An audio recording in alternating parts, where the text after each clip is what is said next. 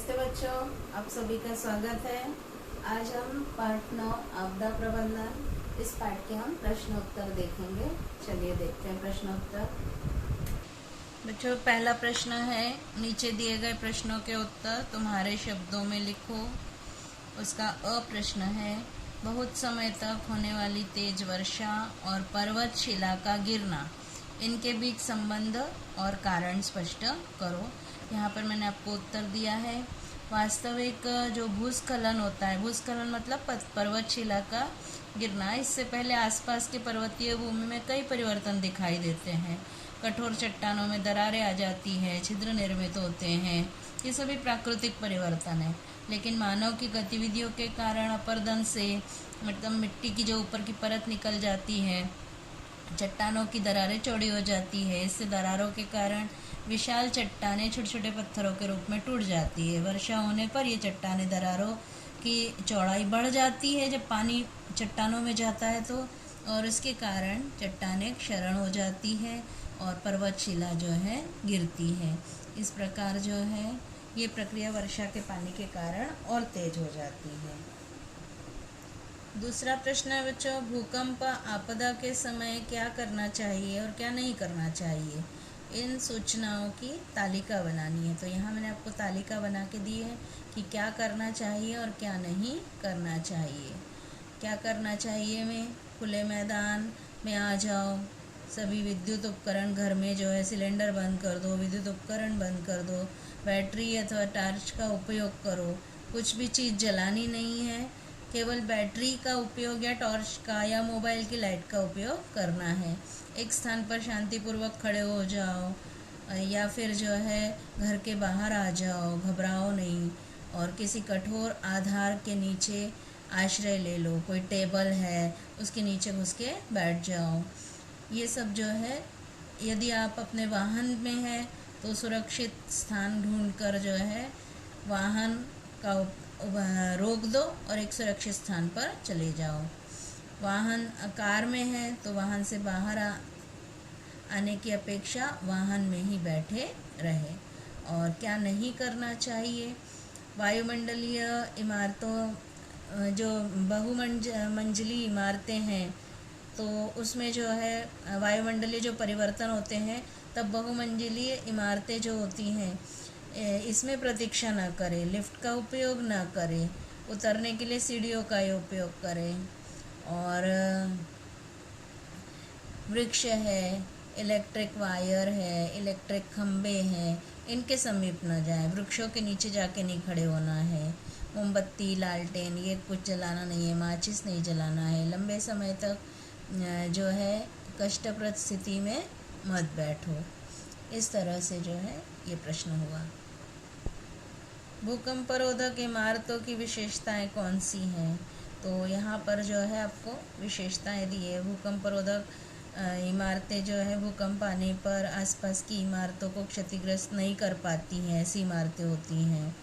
इमारतों का निर्माण कार्य भूकंपरोधक पूरी आरेखन संरचना के साथ मापदंड के अनुसार किया जाता है। आधुनिक प्रौद्योगिकी का उपयोग किया जाता है और भूकंपरोधक इमारतों की नींव जो है निचली भूमि से अलग होती है, जैसे सामान्य इमारतें होती है उसकी अपेक्षा अलग होती है। लकड़ी के द्वारा ये निर्मित होती हैं अथवा इन इमारतों की दीवारें हल्की होती हैं। फिर भूकंपीय क्षेत्रों के लिए उपयुक्त विशेष हल्के पदार्थों का उपयोग करके भूकंपरोधक इमारतें बनाई जाती हैं। पर्वत शिला गिरने से कौन कौन से परिणाम होते हैं, स्पष्ट करो।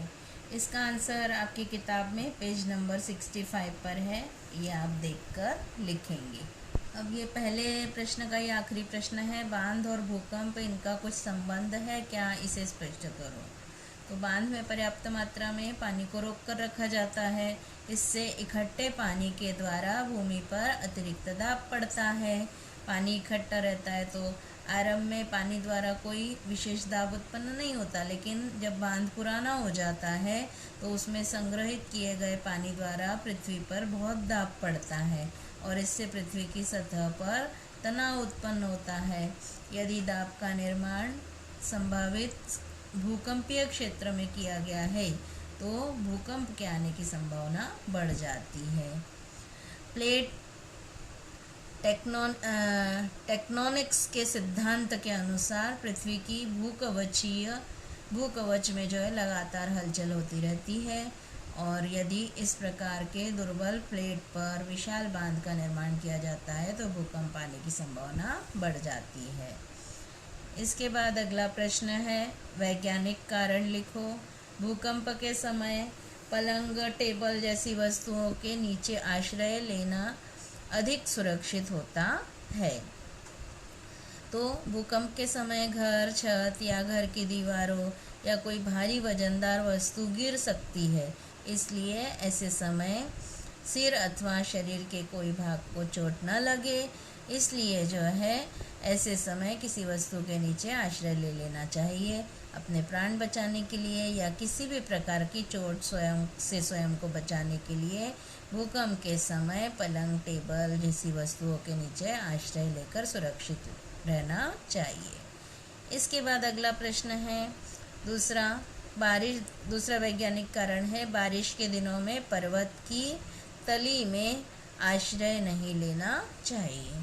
तो सेम वैसा ही है कि मूसलाधार बारिश होती है या अतिवृष्टि के कारण भूस्खलन हो सकता है, पर्वतशिला गिर सकती है, इस कारण पहाड़ की मिट्टी, बड़े पत्थर या एकाएक खिसक कर गिर सकते हैं। पहाड़ की तलहटी में स्थित समतल प्रदेश में ये पत्थर खिसक सकते हैं, गिर सकते हैं। यदि ऐसा हो सकता है बारिश के दिनों में पहाड़ की तलहटी में आश्रय अगर हमने लिया तो हमारे प्राण संकट में पड़ सकते हैं, इसीलिए जो है बारिश के दिनों में पहाड़ की तलहटी में आश्रय नहीं लेना चाहिए। इसके बाद अगला प्रश्न है, भूकंप के समय लिफ्ट का उपयोग नहीं करना चाहिए। तो लिफ्ट क्या होगा कि लिफ्ट जो है कैसे चलती है, विद्युतीय ऊर्जा की सहायता से चलती है, इसलिए भूकंप के समय विद्युत धारा की आपूर्ति खंडित हो सकती है, लाइट जा सकती है, कभी कभी शॉर्ट सर्किट होने के कारण आग लग सकती है। ऐसे समय हमें विद्युत की आपूर्ति बंद रखना चाहिए। अचानक विद्युत आपूर्ति बंद होने पर हम लिफ्ट में फंस सकते हैं। इसके अतिरिक्त यदि भूकंप के कारण इमारत धराशायी हो गई है तो हमारी मृत्यु हो सकती है, इसलिए जो है लिफ्ट में हम फंस सकते हैं। अगला प्रश्न है, भूकंपरोधक इमारत की नींव बाकी के जमीन के भाग से अलग की जाती है। मतलब भूकंप के आने पर भूकवच में कंपन होता है, जमीन हिलती है, जिससे भूपृष्ठ का कुछ भाग आगे पीछे या ऊपर नीचे खिसक सकता है। इस कारण भूपृष्ठ को धक्का लग सकता है। इस प्रकार के धक्कों के कारण इमारतों को नुकसान हो सकता है। अतिरिक्त भूगर्भ में होने वाली हलचलों, धक्कों के कारण भूपृष्ठ में स्थित इमारतों में दरार पड़ सकती है या इमारतें धराशायी हो सकती हैं। इन सभी से होने वाले नुकसान से बचने के लिए भूकंपरोधक इमारतों की नींव बाकी जमीन के भाग से अलग रखी जाती है। अगला तीसरा प्रश्न है अब ये, भूकंप के आने के बाद मदद कार्य करते समय आसपास के लोगों की भीड़ होने से कौन कौन सी कठिनाइयाँ आएंगी। भूकंप आ जाता है तो मदद कार्य करने के लिए आते हैं लोग, तो भूकंप के आने के पश्चात आसपास के लोगों की भीड़ होने से राहत कार्य करना कठिन हो जाता है। एम्बुलेंस आती है या आपदा निवारण कक्ष के स्वयंसेवक या जवान भूकंपग्रस्त स्थान पर नहीं पहुंच पाएंगे। जिन लोगों को राहत सामग्री की आवश्यकता है उन लोगों को राहत सामग्री नहीं पहुंच पाएगी, है ना, ये कठिनाइयाँ आती हैं। इसके बाद बच्चों चौथा, पांचवा और छठवां प्रश्न जो है आपको अपने मन से लिखना है। इसको जो है आपको जानकारी प्राप्त करना है और लिखना है। अब इसके बाद है सातवां प्रश्न है ये, यहाँ पर आपकी किताब में आकृति दी हुई है। नीचे दी गई आकृति की सहायता से आपदा काल में तुम्हारी भूमिका क्या होगी लिखो। तो इसको भी आप अपने शब्दों में भी लिख सकते हैं। यहाँ पर आपको दो विकल्प दिए गए हैं। ये भी आप लिख सकते हैं और आप अपने मन से भी लिख सकते हैं। ये बच्चों आपका नवा पाठ पूरा हुआ। अब इसके प्रश्नोत्तर आप वीडियो को जो है रोक कर अपनी कॉपी में अच्छे से लिख लेंगे पॉज कर करके और इसको याद कर लेंगे। आज इतना ही, धन्यवाद।